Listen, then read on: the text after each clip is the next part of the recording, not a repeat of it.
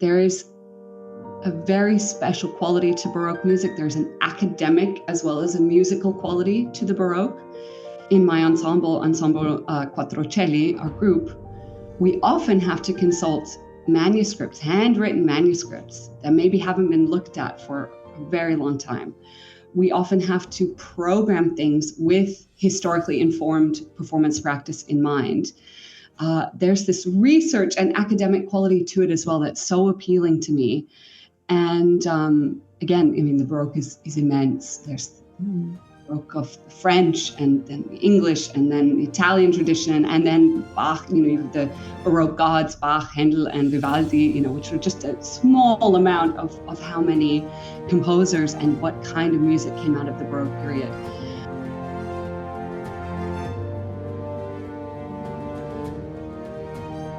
Hi, good morning. It's so great to meet you here on Zoom, Reinet.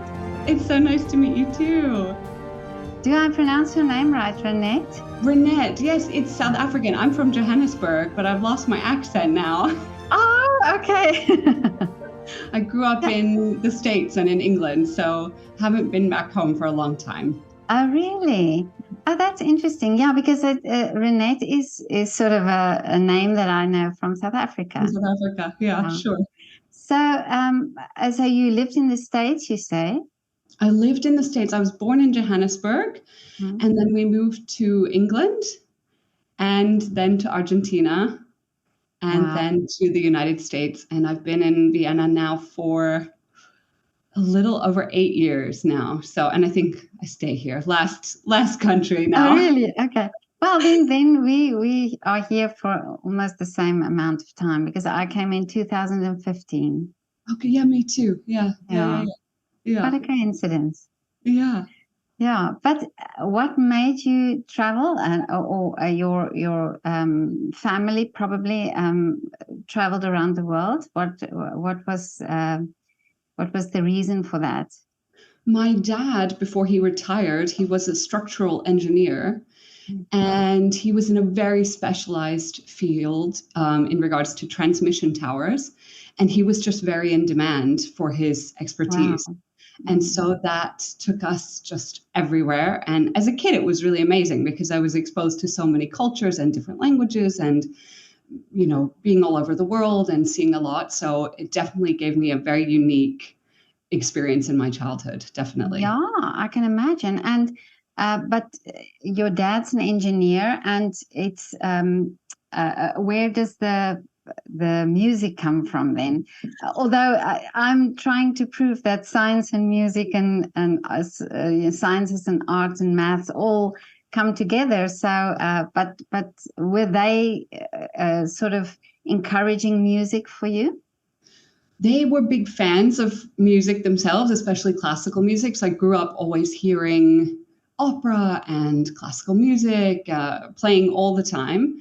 And they were both kind of hobby musicians. My mom played the piano for fun. My dad played the guitar for fun, but no professional musicians in my family at all. Wow.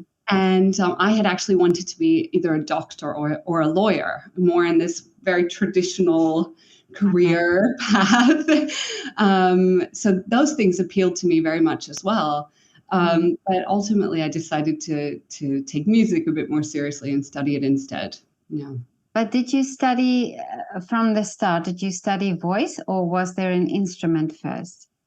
I started in my childhood with violin and then with piano, but I don't think I took them very seriously. Oh, okay. And it wasn't until I was a teenager that I had always sung, and I'd sung in choirs at school, and that had always been a lot of fun. But I was about 15, and I thought, I think I actually want to do this seriously, and I started taking voice lessons and really studying properly and being very committed to pursuing this professionally. So did you know what it would take to get into this profession? Did you then realize, or did you get some help and say, okay, you'll have to do this and this and this to be able to be a professional singer? Mm-hmm. I had an amazing teacher in high school, and where I studied in the United States we had an amazing program with the local symphony that actually had provided music education to the schools as well. And so on Saturdays, we had a full day of music education. And then during the week, we would have our private lessons. And I had a wonderful, wonderful mentor and teacher who was very honest with me about what it would take, and really set me up for how to prepare things properly, practice and study and learn music and be competitive and do these things. And she very much supported me into the next step, which was then going to university. But I don't think anyone's really ready to know what the career takes till you're in it. You can prepare as much as you want and study as hard as you want, but being really thrown in there with auditioning and preparing professionally is just, you learn by doing it. Maybe it's a good thing if you don't know everything before, because probably. I feel like I'm still learning some things, but yes, absolutely. Well, it's now in America, of course, it's also the system is a bit different when you go into the arts as well. But what was the idea? Well, you said you were interested in studying medicine or becoming a lawyer. So what made this choice then for you to go into music? I remember listening to Mozart's Requiem when I was about 15, really properly listening to it. I had kind of heard it. My parents had played a recording, but I remember taking their CD out and listening to it from start to finish. And it was a recording by Karajan conducting, and something about this music, just something clicked in my brain. And I thought, no, I want so much to recreate what I'm hearing. That is the goal of my life. And that piece became a very special piece to me. And I actually sang it for the first time about 2 years ago. I did my first Mozart Requiem in the Stephansdom. This was like the highlight, such a highlight for me to do this piece that had really inspired me to take this step. So, yeah. Oh, that must have been very special. I think, yeah. Yeah. But now tell me your interest in Baroque, because you said to me you have a great interest in Baroque and Bach, and I was so happy that you contacted me, because I haven't spoken to many people in the Baroque genre of music. So what was it about Baroque initially that attracted you? Oh, I think honestly, Bach, for example, found me. I didn't find Bach. I kind of noticed that along the steps of my education and career, Bach was always there. The first piece I learned in university and my first professional job. And then I had a wonderful opportunity when I did my master's degree in America. I got a position as the soprano soloist in a Lutheran church. And the Lutheran tradition, Bach is extremely important to the Lutheran tradition because he was Lutheran himself and wrote an extreme amount of church music for the Lutheran faith. And this church had a Baroque orchestra on staff, which is incredibly rare. And we performed very often the cantatas of Bach. And it was like a baptism by fire to really be thrown in there to prepare so much of his music in a historically accurate way, which is very important to Baroque music. And Bach became kind of this begleiter for me throughout my development. And then I realized how significant his music was to me personally. And through this, I learned more about, Bach is not the entire Baroque at all. But I developed an interest in other Baroque composers.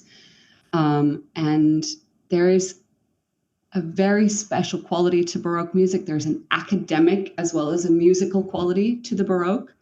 In my ensemble Quattrocelli, our group, we often have to consult manuscripts, handwritten manuscripts that maybe haven't been looked at for a very long time. We often have to program things with historically informed performance practice in mind. There's this research and academic quality to it as well that's so appealing to me. And again, the Baroque is immense. There's Baroque of the French and then the English and then the Italian tradition, and then Bach, you have the Baroque gods, Bach, Handel, and Vivaldi, which are just a small amount of how many composers and what kind of music came out of the Baroque period. But there's something about it, this focus not only on the music, but also on this more intellectual academic component that really, really appealed to me, that I love. I love to throw myself into this, okay, we need to program something and consider all the parameters of performing this accurately and well, that I just absolutely love. And how much is available? Because I spoke to a musician just the other day, and we talked about improvisation, and he said that the old composers at many times improvised, and so how much is available that you really accurately know that you're doing the right thing? Well, I think we know now, today, much more than we did even 50 years ago or so. I think we've made a lot of discoveries, and there's been a huge amount of interest in historically informed performance practice through the likes of Nicholas Hanenchor, or John Elliott Gardner, or many other real Baroque specialists or Bach specialists, that we know a lot more today. I could name many other great academic musicians who have dedicated their lives to just this field. There is still debate amongst all of us about what is correct or not in terms of how to perform or interpret some of this music. But there is a certain amount of freedom as a singer, for example, if you were to sing a da capo aria, so something where after the B section of the aria, you return to the A section, the beginning, and add ornamentation. This is very free. And this was the tradition back then as well. And we are allowed to then add whatever ornamentations we want that really expose and show off what we do best. If it's high notes or low notes or more notes or whatever. It's a really a great chance to be very individual in how you interpret a piece. Sometimes we steal good ornamentations from other great artists. I'll be honest, I do that sometimes too. But there is a level of individual interpretation, which is this freedom is completely acceptable and, if anything, very accurate for interpreting this music. But I wanted to ask you now about this, how much freedom there is, because when you talked about, that you did accurately, you immediately think to yourself, okay, so it must be very strict and it must be very concise, and but beautiful that you can do that, that you have that freedom to do that. Yeah. There are certain things I think with Baroque music that should be done. I mean, for example, performing it with Baroque tuning, which is we tune now, and we have tuned throughout history higher and higher and higher. And Baroque tuning was about a half step lower at 415 hertz, and we tune now at around 442, maybe even 443 these days. A modern orchestra. So this is something that I think a lot of Baroque musicians would agree on. The most historically accurate thing you could do is perform with this Baroque tuning and on Baroque instruments, and with things like less vibrato in the voice or in the instruments to create a purer sound and a cleaner sound. I wouldn't sing a Baroque piece with the amount of vibrato that you would sing for Verdi or Puccini or things that came later.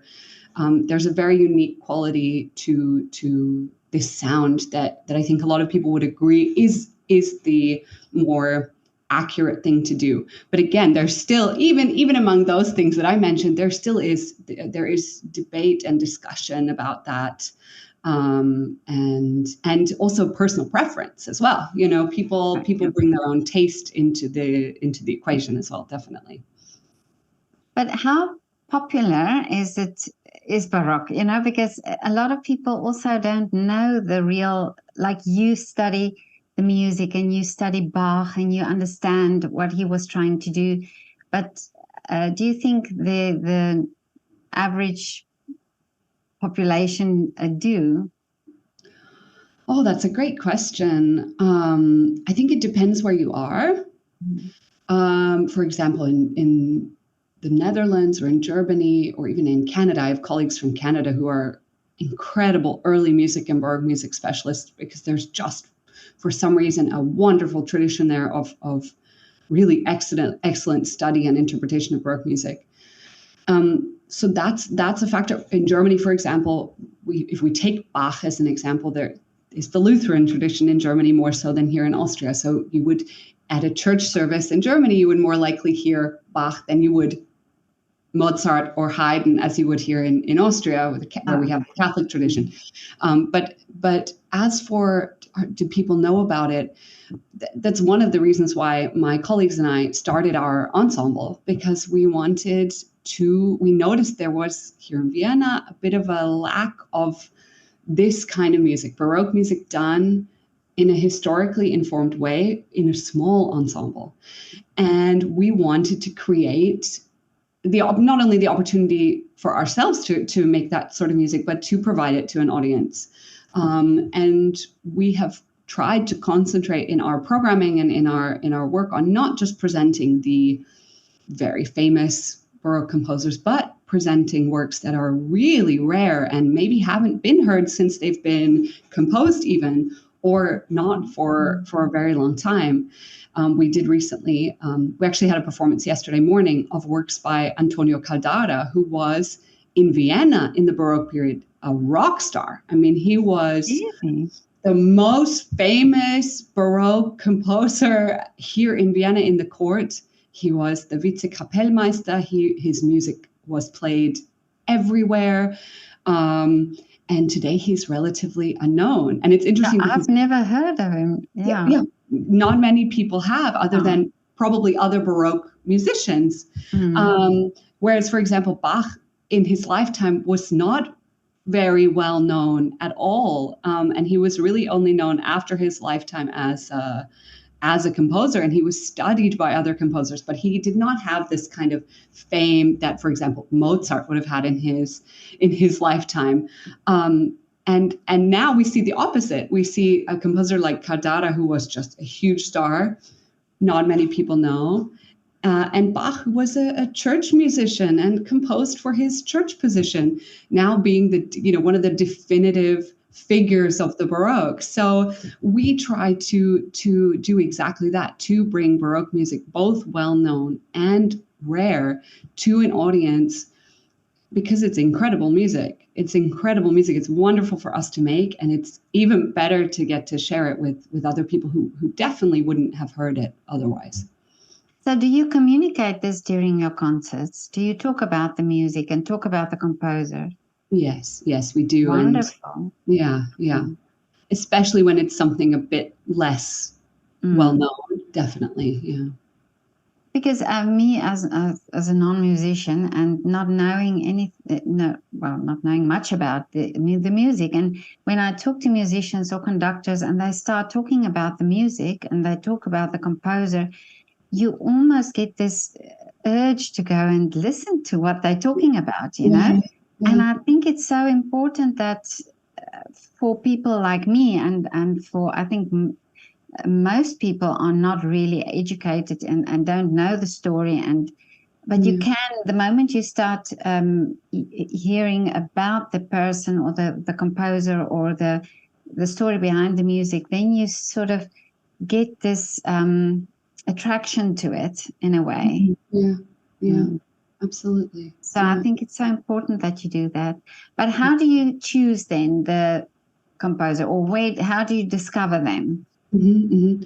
For us, the most important thing is this historically informed performance practice. So we always try to, first of all, focus on picking works that were written or instrumented for what we have in our ensemble, which for us is two singers and continuo, so harpsichord and Baroque cello.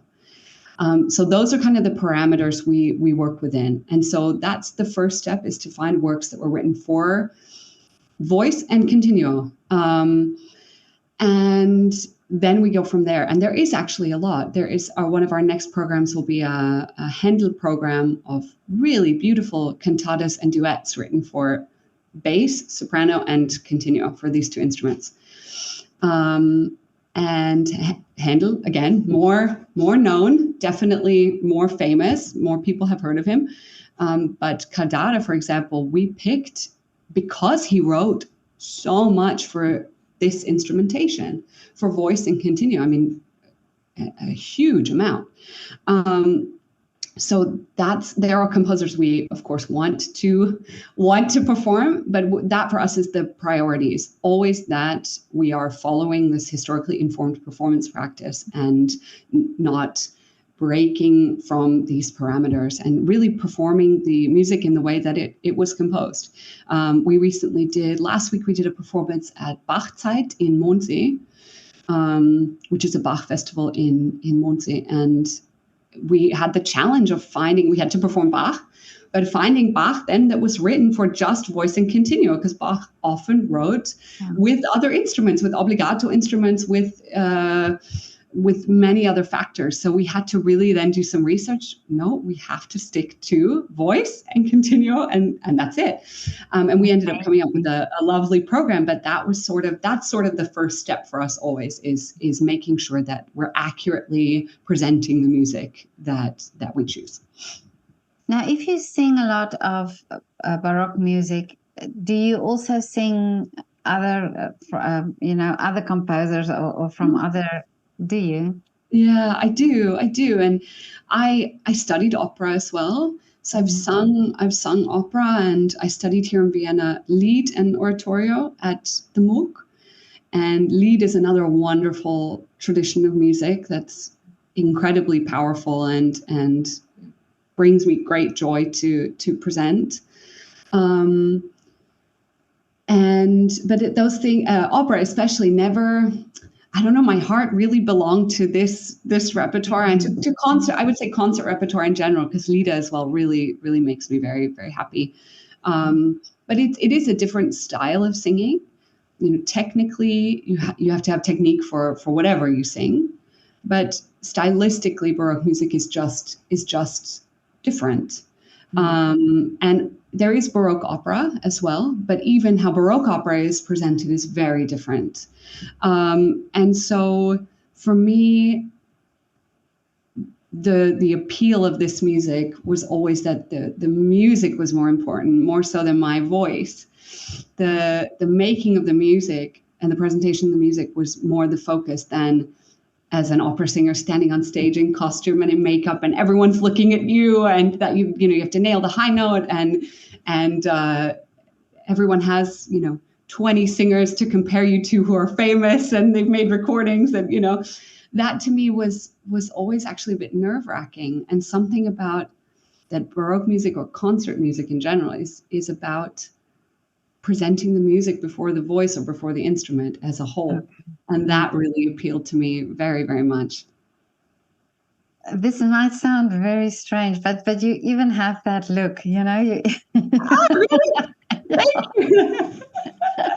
Thank you. When you wrote to me, I went on your Facebook and I thought, how amazing that you this whole package, you have it. But maybe it's that energy then that that suits you, that it's part of your personality and so on.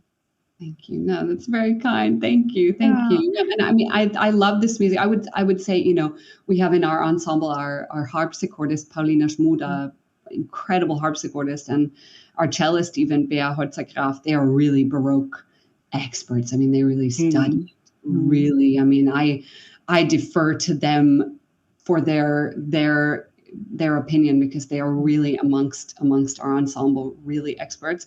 I have studied Baroque music and I've sung a lot of it, but I will say that I feel like I still have so much more to learn and discover in terms of this, and I have so much admiration for my colleagues who really, really are incredible experts in this. But how did you get together as an ensemble? It was during the pandemic. I think we were all a bit frustrated that nothing was going on and everything was canceled. And I had this dream for a long time of having a Baroque group. And something about the pandemic, I think I just snapped and thought, okay, well, I'm going to do my own thing. I'm not going to wait for the next opportunity, because who knows when it's going to even happen anymore. I think we all felt during that time we had no idea when things would go back to normal. So I thought, you know what, I'm gonna just do it myself. And my colleague André Angenent, the bass baritone of our group, he and I had studied together at MOOC, and we had often spoke of our love of Bach. And so I reached out to him and I said, André, I really want to start a Baroque ensemble. Are you interested? And he answered immediately. He said, yes, I am. And he said, okay, well, we can't just be two singers in this ensemble. We need some more people. Do you know anybody? And I had studied with Nicholas Parle and Reinhard Führer at MOOC in early music and Baroque music. I'd studied with them. But I didn't know any of the instrumentalists who had studied in this department. I just knew other singers like myself. And André had done a concert with Paulina, with our harpsichordist. And I said, can you ask her, would she be interested? And he reached out to her, and she also was super excited and interested. And I remember the three of us met, and we had a long talk. We met for a coffee, and we had a long talk we had a million plans. And then we had an alto, a wonderful colleague, who ultimately had to leave the group because she went on to pursue her doctorate and had huge responsibilities with that obligation. And we needed a cellist. We needed, for continuo, you need really harpsichord and cello. We needed a cellist, and we looked and looked and looked and looked. And Paulina had then done a concert with Bea, with our cellist.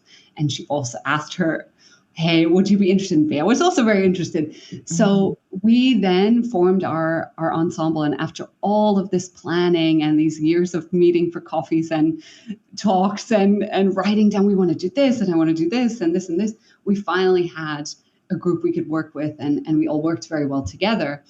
And then we finally were able to perform and amazing.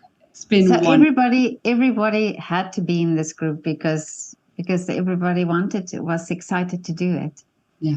And I think they're not only really wonderful colleagues, they make me feel so supported as a singer, but they've become wonderful friends. And we really have a wonderful time making music together and performing. And we all have our different energies, which is also, I think what works very well is we all have, we bring something different to the table. And that's it's just been a wonderful experience working with them. Well, this is also when I ask musicians about, sometimes, playing in the band or being part of an orchestra, and everybody says this thing, that it's so amazing and also learn from each other.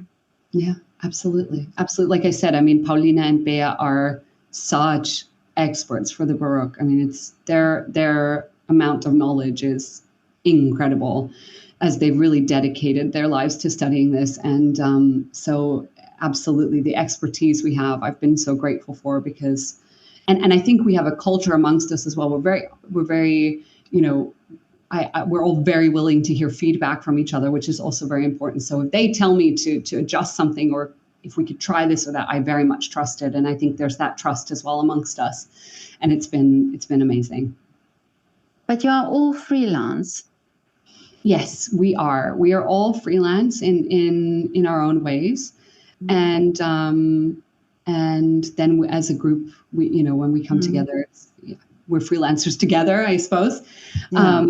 But it's been definitely nice now to see, because we started during the pandemic, it's been very nice now to kind of be on the other side of things and see how things have kind of developed for us now that we can perform and travel and do these things. So. Mm-hmm.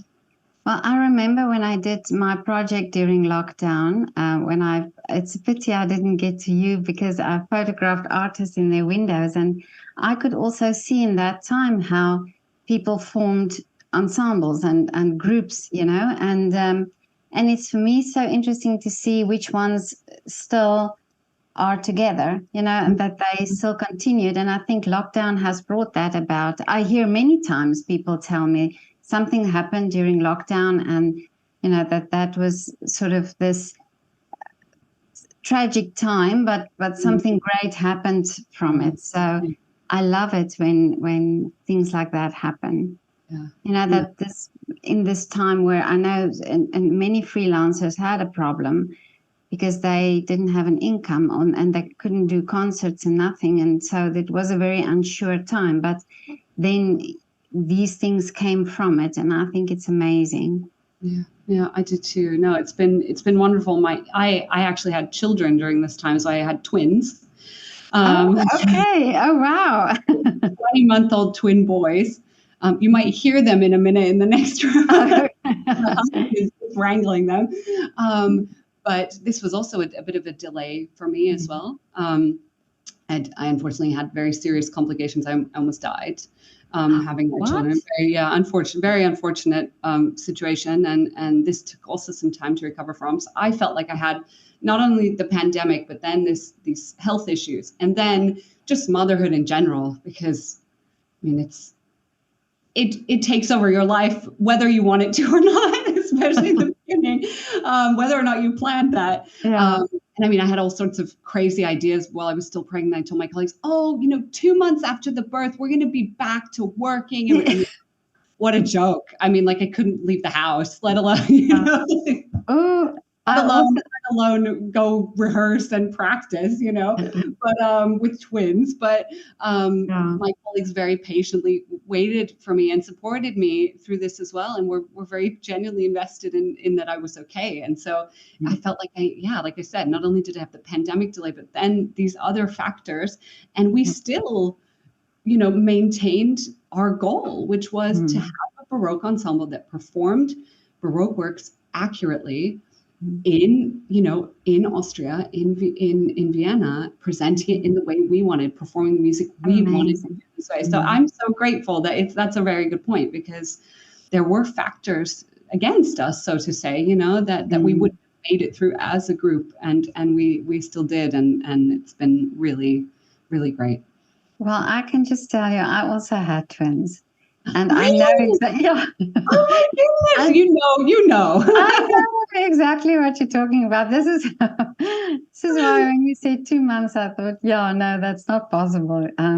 But this is during this the pandemic, when I did this project of mine, I actually photographed a soprano, and she had a baby. Well, not a baby; it was a little girl, and she said to me that not a lot of people understand this singing and having children, she's in opera, and it's this, you don't think of it when you see the singers, or when you see even dancers, to think, okay, but she's an artist, but she's also a mom. So how do you find these two roles? Do you find it after your children easier to sort of juggle, or do you find yourself more relaxed or chilled about things that since you've been a mom? That's a really nice question. I feel now that my priorities have shifted, and I'm very much okay with that,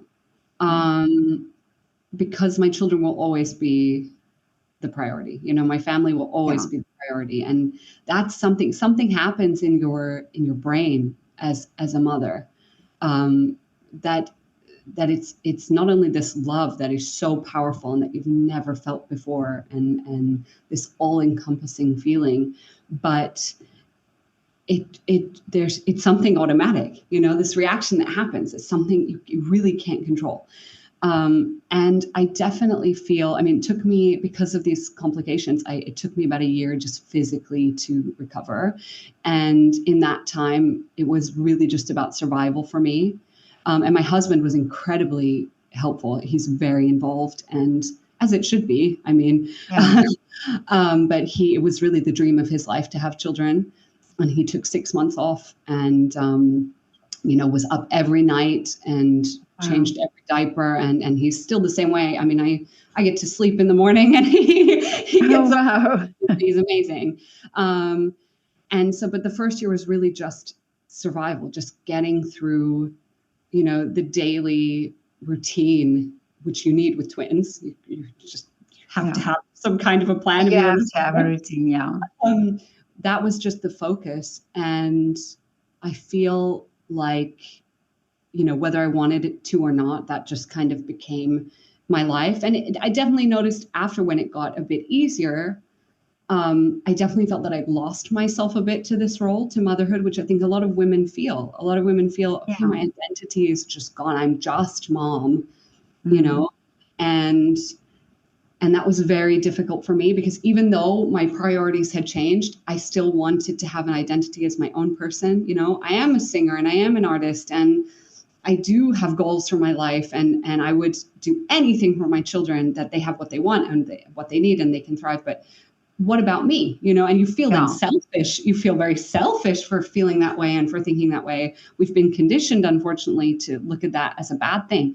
And I think I've come now to a very good balance, that I am a better mom when I have something for myself, whether that's time for myself, whether that's my career, whether that's my own interests. I'm able to come back to my children as a better mother when I also prioritize myself. And I had to learn how to do that. I had to relearn how to prioritize any of my needs. And that was totally to do with me, because we have a huge amount of support. Our parents all live here in Vienna. So we have, and my husband, like I said, is very hands-on, but like I said, something goes on in your brain that you can't control. And I put myself last just because I felt that I had to. And so my children are the priority of my life. Absolutely. And but I've learned how to also prioritize myself. And I do feel a bit more chill about things. I think now we've experienced life and death, literally. And, seeing my children, with what they discover or what they learn to do, or what, now they're talking so much and they have real little personalities. I mean, this for me is what's important. And so you get less worked up about the smaller things that maybe before I would have been more upset about or held on to, or, I think I'm more able to let things go now, because, nothing is going to be as important as them and what they need. Yeah. No, I think so too. I've heard also ballet dancers say that, that they feel that way, that, oh, well, okay, there's more to life, or there's other priorities and so on. I had to laugh because one time I did an interview with a principal dancer, and she said that she sometimes take that final bow, and then suddenly it hits her, hey, I'm a mum. Yeah. So in the moment Absolutely. I understand that very much. Yeah. Oh yeah, they're back. Yeah. So, but Reinet, tell me now, what is the wish for you? Oh, I want to have a nice balance in my life between my family and my career and my pursuits, and I want to continue making music that I love, in the way that I want, and with these wonderful colleagues that I have, and but balance is definitely a bigger factor now, and that's important to me, definitely. So that's, and that we're all happy and healthy, and that's also something I learned from this experience that I had. Your health is the most important thing in the world, and the health of the ones around you, and really, when it comes down to it, the things that you reflect on in your life are, maybe not that you gave a bad concert or a bad audition, or didn't get the gig you wanted, or these things that we spend so much energy focusing on, at the end of the day, really at the end, don't matter so much. So having this balance and maintaining this balance, definitely for me is the wish. Yeah, I think when you're so in this process, and so busy, and making and trying to get somewhere, then you also forget that sometimes, I think, and to just get things back into perspective. Yeah. But it was so great talking to you. You too. Yeah. Thank you so much. And if ever you have time for a coffee, let me know and we can have a chat. I would love that. Love that. Seeing that you're from South Africa. Yeah, I know. Small world. Yeah, amazing. Yeah. But have a lovely afternoon. Thank you. And enjoy your babies. Thank you. I will.